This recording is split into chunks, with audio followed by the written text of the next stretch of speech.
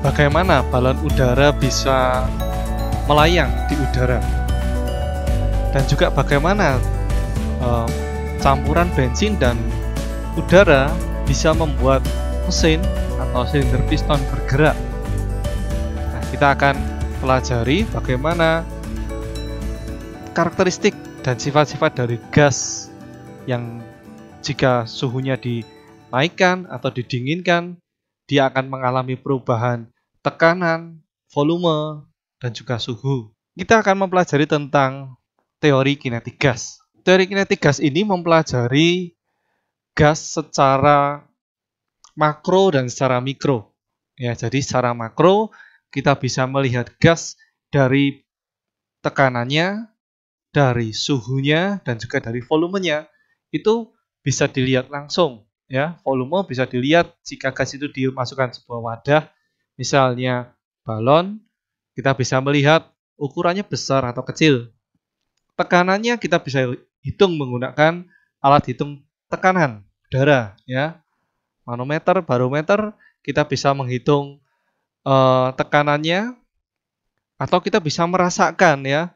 Kalau ban sepeda motor kita itu kempis atau keras, kita bisa merasakan tekanan dengan kulit kita, ya, dengan tangan kita. Untuk suhu, kita bisa merasakannya dengan kulit kita juga, panas atau dingin suhu di suatu ruangan, ya. Atau dengan menggunakan termometer kalau ingin mendapatkan suhu mutlaknya, angkanya. Nah, itu adalah memahami gas secara makro. Sedangkan secara mikro kita akan melihat gas itu dari segi mikroskopinya atau dari atomnya. Dulu orang sudah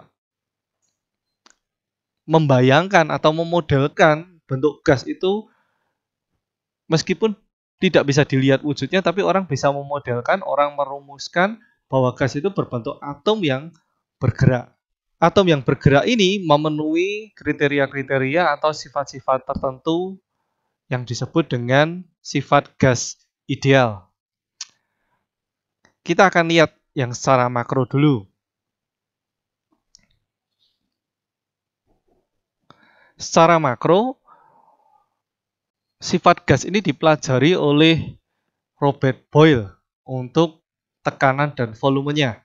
Jadi Robert Boyle ini menemukan bahwa hasil kali antara tekanan dan volume gas pada ruang tertutup itu adalah tetap. Jadi suhunya jika dijaga konstan, maka hasil kali antara tekanan dan volumenya tetap, ya. Kondisi ini disebut dengan isotermal. Suhunya konstan, termal itu suhu, ya. Jadi kalau suhunya tetap, saat tekanannya membesar, maka volumenya akan mengecil. Akan tetapi kalau tekanannya mengecil, volumenya akan membesar. Kemudian Charles dan Gay-Lussac itu menemukan bahwa volume dan suhu itu berbanding lurus, ya, dalam tekanan yang konstan. Jadi kalau suatu gas dalam suatu ruang tekanannya konstan, maka volume dan suhunya itu berbanding lurus. Artinya kalau mau tekanannya tetap, saat suhu dinaikkan, volume juga harus meningkat. Kemudian Charles itu mengatakan kalau tekanan dan suhu itu berbanding lurus jika volumenya konstan. Nah, untuk menjaga supaya volume benda itu, volume gas di dalam suatu ruangan itu tidak berubah, maka saat suhu dinaikkan, konsekuensinya tekanan juga akan meningkat. Ya. Nah, jika kita gabung ketiga-tiganya, maka kita akan mendapatkan hukum Boyle-Gay-Lussac. Ya. Di sini Charles-nya tidak ikut. Saya tidak tahu mengapa Charles-nya tidak ikut, tapi hukumnya disebut dengan hukum Boyle-Gay-Lussac. Di sini tekanan dikali volume dibagi suhu, nilainya adalah konstan. Artinya kita bisa mendapatkan persamaan P1 V1 per T1 sama dengan P2 V2 per T2. Ya. Ini persamaan yang akan kita gunakan untuk menentukan besaran fisik suatu gas yang berubah dari satu titik ke titik lain. Ya. Selain itu, juga berlaku persamaan gas ideal.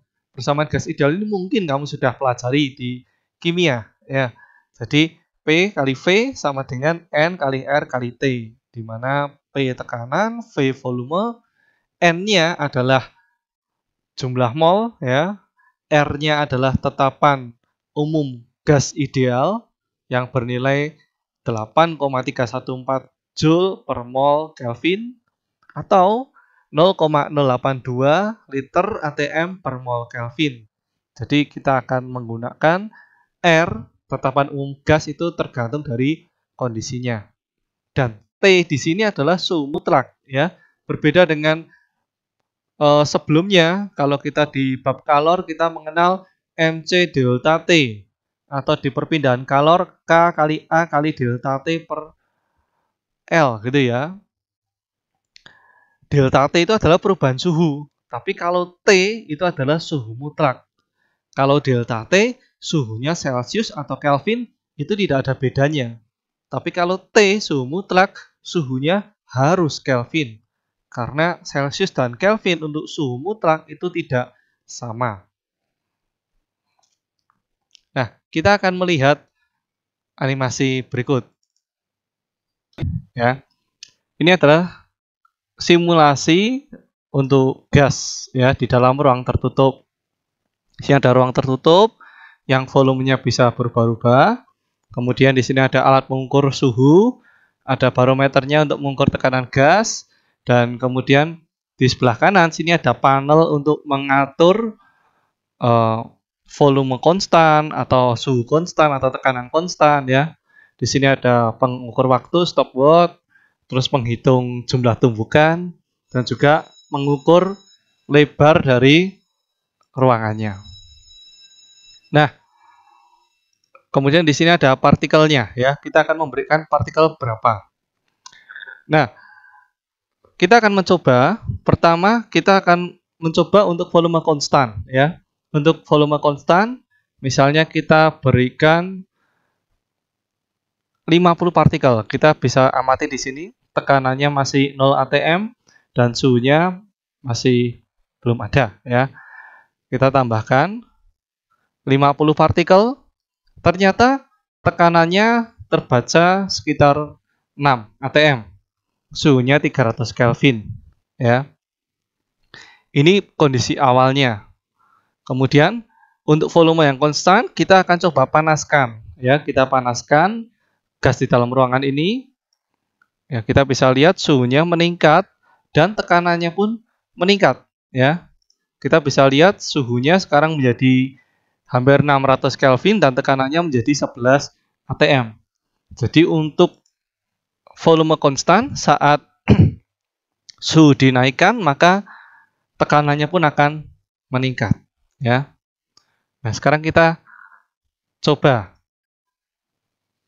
Berikutnya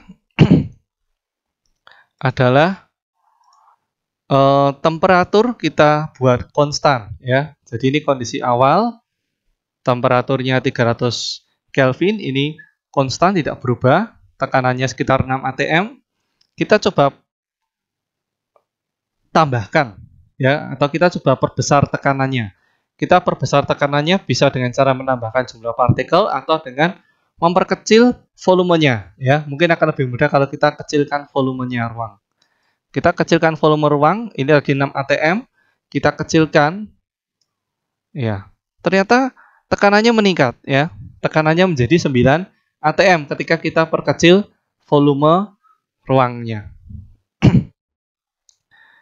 Itu menunjukkan apa? Tekanan ini menunjukkan apa sih? Nah, tekanan ini sebetulnya menunjukkan jumlah tumbukan atau derajat seringnya tumbukan gas dalam ruang tertutup ya. Kita bisa lihat. Ini saat tekanannya itu 9 atm, jumlah tumbukannya ini dalam waktu 10 pikosekon ya. 10 pikosekon itu berarti 10 pangkat minus 12 detik ya, 10 pangkat minus 12 detik. Kita lihat berapa jumlah tumbukannya. Ternyata terjadi 40 tumbukan ya untuk tekanan 9 atm. Nah, sekarang kita perkecil lagi ya. Ini tekanan 9 atm dengan jumlah partikel 50 ya. Sekarang kita perkecil lagi ruangannya. Nah, sekarang tekanannya 12 atm. Kita hitung jumlah tumbukannya ya.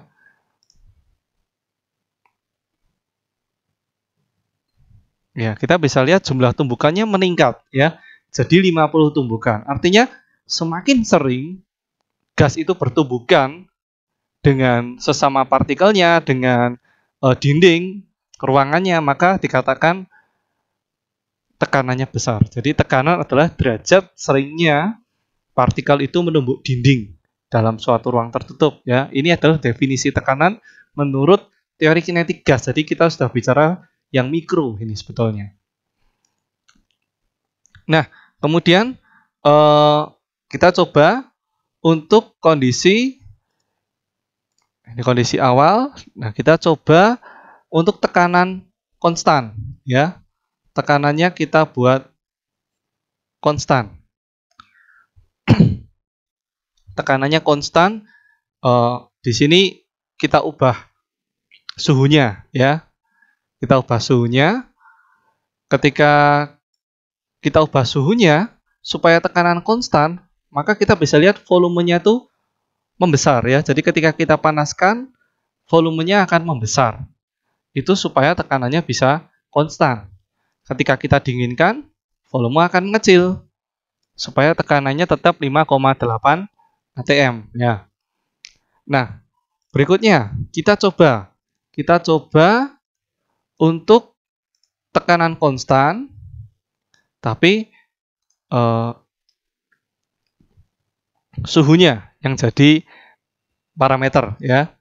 Jadi kita bisa lihat, misalnya kita ubah volumenya, volumenya kita perkecil. Di sini tekanan 5,8, suhu 300 Kelvin. Ketika saya perkecil volumenya supaya suhunya konstan, supaya tekanan konstan, maka suhunya harus meningkat ya. Suhunya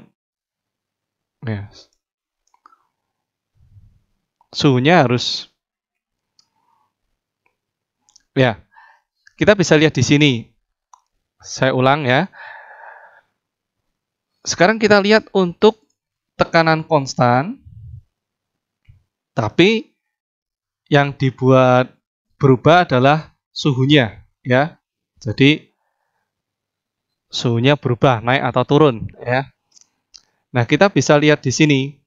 Kalau volumenya saya perkecil supaya tekanannya konstan tidak berubah, maka yang terjadi adalah suhunya harus diturunkan ya.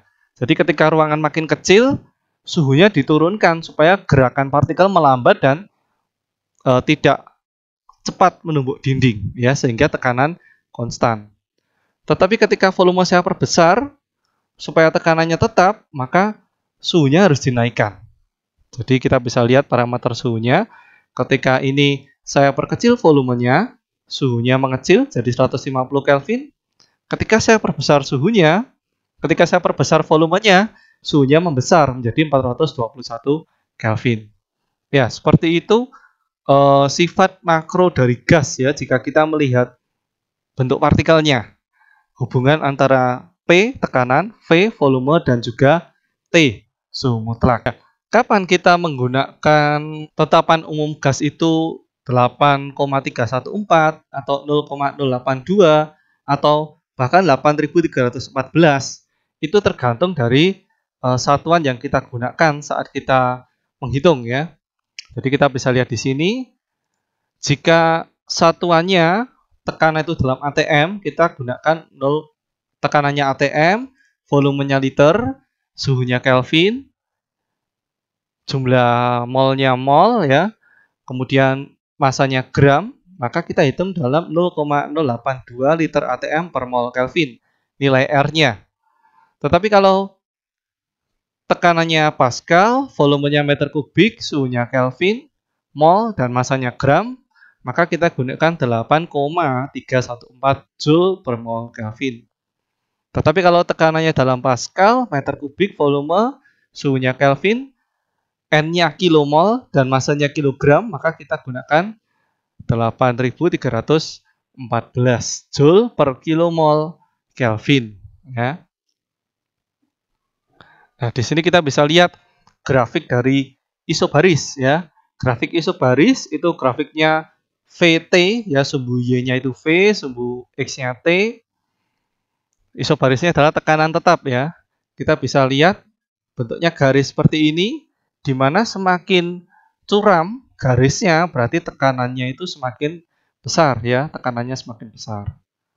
Kemudian isokoris untuk PT ya, untuk diagram PT maka semakin curam V-nya juga semakin besar.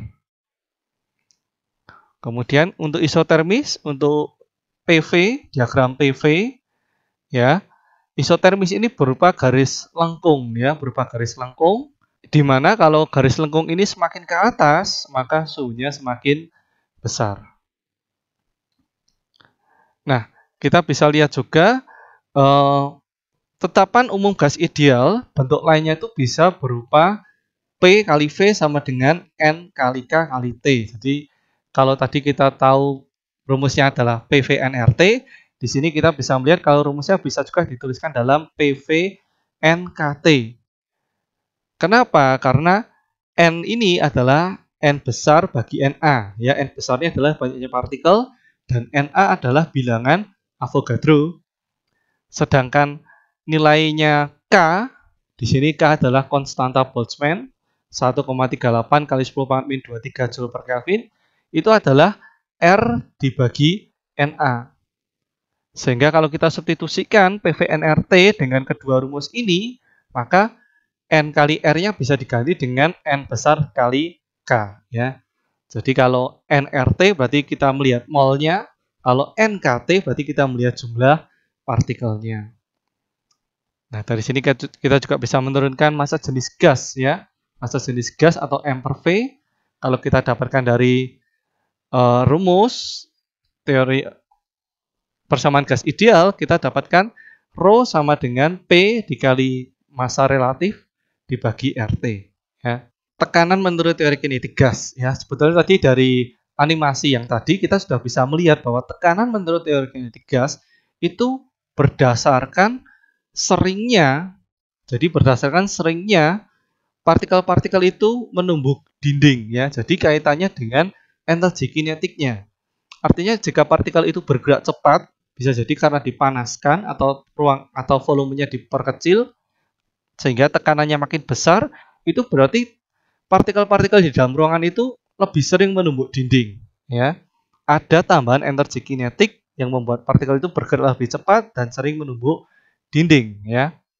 Tekanan menurut teori kinetik gas dirumuskan sebagai 2/3 dikali energi kinetik rata-rata partikel di dalam ruangan itu dikali dengan rapat partikel ya. N per V di sini N-nya adalah jumlah partikel dan V adalah volume ruangnya. Jadi ini disebut dengan rapat partikel. Sedangkan suhu menurut teori kinetik gas itu dirumuskan dari rumus energi kinetik yang dirumuskan sebagai 3/2 kT.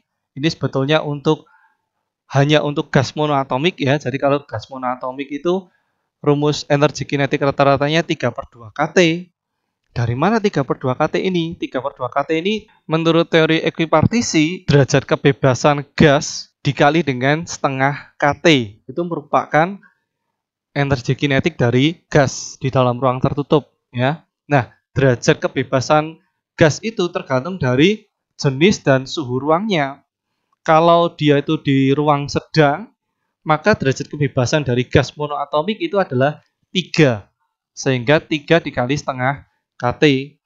3 itu apa? Maksudnya dia bisa bergerak linear di sumbu X, sumbu Y, dan sumbu Z. Jadi ada 3 derajat kebebasan di sini. Nah, kalau kita balik rumusnya, sehingga kita dapatkan rumus suhu mutlak menurut teori kinetik gas, yaitu adalah 2/3 EK rata-rata dibagi K, ya. Suhu merupakan ukuran dari energi kinetik, jadi suhu identik dengan energi kinetik rata-rata partikel gas, ya. Kemudian perubahan suhu itu merupakan perubahan energi kinetik translasi tiap-tiap molekulnya. Dalam ruang yang berisi dua macam gas yang berbeda, maka energi kinetik ini harus sama, ya. Jadi energi kinetiknya akan sama. Artinya massa yang besar, gas yang berat akan bergerak lambat, sedangkan gas yang ringan akan bergerak cepat, ya, supaya energi kinetiknya sama. Ini adalah energi dan derajat kebebasan dari masing-masing molekul, ya. Jadi kita lihat molekul berdasarkan jumlahnya. Monoatomik berarti cuma satu atom, misalnya H. Diatomik berarti 2, misalnya O2. Poliatomik misalnya banyak, misalnya H2O gitu ya. Jadi kalau ini pada suhu sedang antara 100 sampai 1000 Kelvin, maka gas monoatomik itu memiliki 3 derajat kebebasan. Jadi gas monoatomik dalam suhu sedang itu bisa bergerak dengan 3 cara, ya. Bergerak ke sumbu X, bergerak ke sumbu Y, atau bergerak ke sumbu Z. Jadi ada 3 derajat kebebasannya. Sehingga energi kinetiknya menurut teori ekuipartisi gas itu dirumuskan dengan 3 kali setengah kT, menjadi 3/2 kT, ya. Sedangkan gas diatomik itu memiliki 5 derajat kebebasan. Dia bisa bergerak seperti gas monoatomik tadi ke sumbu X, sumbu Y, dan sumbu Z, dan dia bisa berotasi searah jarum jam dan berlawanan arah jarum jam, sehingga dia punya 5 derajat kebebasan. Sehingga energi kinetiknya menjadi 5/2 kT. Sedangkan untuk poliatomik, dia sama seperti diatomik yang bisa bergeser, bisa berotasi, ditambah lagi dia bisa bervibrasi atau bergetar. Bergetar itu berarti bisa meregang atau merapat. Sehingga dia ditambah 2 cara bergerak lagi. Sehingga dia punya total 7 derajat kebebasan. Ini untuk poliatomik, ya, sehingga energi kinetik rata-ratanya dirumuskan dengan 7/2 kT. Nah, kita bisa lihat di sini prinsip ekuipartisi itu bisa berubah berdasarkan suhunya juga, ya. Kalau energi kinetik rata-rata dirumuskan dengan F dikali setengah kT, di mana F ini adalah derajat kebebasannya, maka derajat kebebasan ini bisa berubah. Misalnya, gas monoatomik untuk suhu sedang, gas monoatomik ini derajat kebebasannya 3. Tetapi jika dipanaskan sampai suhu tinggi, derajat kebebasannya akan menjadi 5. Ada peningkatan cara bergerak, ada peningkatan derajat kebebasan. Kalau diatomik pada suhu sedang, derajat kebebasannya adalah 5. Kalau ditinggikan, kalau dipanaskan lagi sampai suhu tinggi, dia bisa menjadi 7. Tapi kalau didinginkan sampai suhu rendah, di bawah 100 Kelvin, dia bisa turun. Derajat kebebasan yang tadinya 5 bisa menjadi 3, ya. Poliatomik kalau dia itu didinginkan, kalau suhu sedang dan suhu tinggi dia tetap 7, tetapi kalau didinginkan dia bisa 5 derajat kebebasannya, ya. Ini patokan suhu rendah, suhu sedang, suhu tinggi. Itu suhu rendah itu di bawah 100 Kelvin sampai 100 Kelvin, ya. Suhu sedang di atas 100 Kelvin sampai 1000 Kelvin. Suhu tinggi itu di atas 1000 Kelvin. Tapi patokan ini sekali lagi itu tergantung dengan literaturnya, ya. Kadang-kadang ada literatur yang memberikan patokan berbeda. Jadi kita akan menyesuaikan dengan literatur soalnya dari mana, ya. Nah, sedangkan energi dalam suatu gas itu merupakan akumulasi, ya, hasil kali dari energi kinetik tiap-tiap partikel di dalam ruang tertutup itu. Jadi kalau energi kinetik kita melihat satu partikelnya, kalau energi dalam berarti keseluruhannya. Di dalam ruangan itu ada berapa molekul, ada berapa partikel, ya. Kalau energi kinetik satu partikel gas adalah 10, sedangkan di dalam sana ada 100, maka energi dalamnya menjadi 1000 Joule. Jadi dikali jumlah partikelnya di dalam ruangan itu.